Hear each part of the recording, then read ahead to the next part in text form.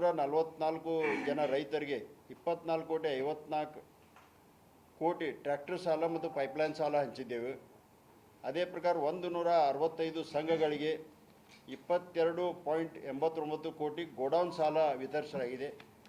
ಇದು 0% ಇರ್ತದೆ ಅವರಿಗೆ ಗೋಡೌನ್ ಸಾಲದಲ್ಲಿ. ಮತ್ತು ಒಂದು ಕುಟುಂಬಕ್ಕೆ 5 ಲಕ್ಷವರೆಗೆ ವಿಮೆ ಸಿಗ್ತದೆ. ಮತ್ತು ಅವ್ರ ಪ್ರೀಮಿಯಮ್ ಅದಕ್ಕೆ ಎಷ್ಟು ಇರ್ತದೆ ಅಂದರೆ ಒಂದು ಕುಟುಂಬಕ್ಕೆ 500 ರೂಪಾಯಿ, ಅಂದರೆ 4 ಜನ ಕುಟುಂಬ ಇದ್ರೆ 500 ರೂಪಾಯಿ. ಮತ್ತು ಪ್ರತ್ಯೇಕ ಕುಟುಂಬದಲ್ಲಿ ಹೆಚ್ಚು ಜನ ಆದ್ರೆ ಅದಕ್ಕೆ 100 ರೂಪಾಯಿ ಪ್ರತ್ಯೇಕ ತುಂಬಬೇಕಾಗ್ತದೆ. ಇದು ಹಳ್ಳಿಗಳಲ್ಲಿ. ಶಹರದಲ್ಲಿ 1,000 ರೂಪಾಯಿ ಪ್ರತಿ ಕುಟುಂಬಕ್ಕೆ, ಮತ್ತು 4 ನಂತರ ಹೆಚ್ಚಾದ ಕುಟುಂಬದ ಸದಸ್ಯರಿಗೆ 200 ತುಂಬಬೇಕಾಗ್ತದೆ.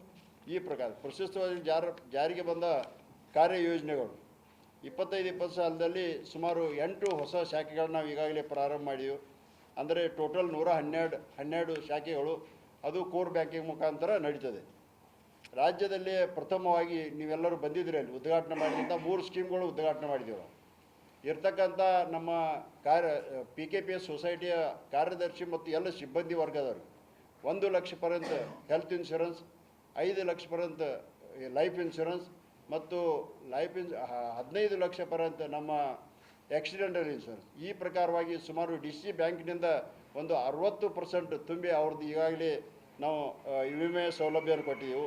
ಅದೇ ಪ್ರಕಾರ ಸಂಘದ ಆಡಳಿತ ಮಂಡಳಿ, ಪ್ರಾಥಮಿಕ ಕೃಷಿ ಪತ್ತಿನ ಸಂಘದ ಆಡಳಿತ ಮಂಡಳಿ ಸದಸ್ಯರಿಗೆ ಮತ್ತು ಸಿಬ್ಬಂದಿ ವರ್ಗದವರಿಗೆ 1% ರಿಬೇಟ್ ದರದಲ್ಲಿ ಸಾಲವನ್ನು ಹಂಚುವ ಯೋಜನೆ ಕೂಡ ಈಗಾಗಲೇ ಮಾಡಲಾಗಿದೆ.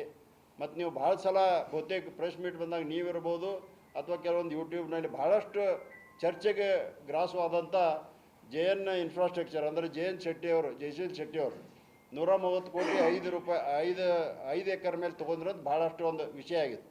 ಆದರೆ ನಾನು ಇವತ್ತು ಹೇಳ ಬಯಸ್ತೇನೆ, ನಮ್ಮ ಒಳ್ಳೆಯ ಕಸ್ಟಮರ್ ಅವರು. ಯಾಕಂದರೆ ಸುಮಾರು 130 ಕೋಟಿ ತೊಗೊಂಡು 11.60 ಕೋಟಿ ಈಗಾಗಲೇ ಬಡ್ಡಿಯನ್ನು ಕಟ್ಟಿದ್ದಾರೆ. ಮತ್ತು ಮಾರ್ಚ್ 31ಕ್ಕೆ ಪೂರ್ತಿ ಸಾಲವನ್ನು ಅವರು ನಿಲ್ಲು ಮಾಡಿದ್ದಾರೆ.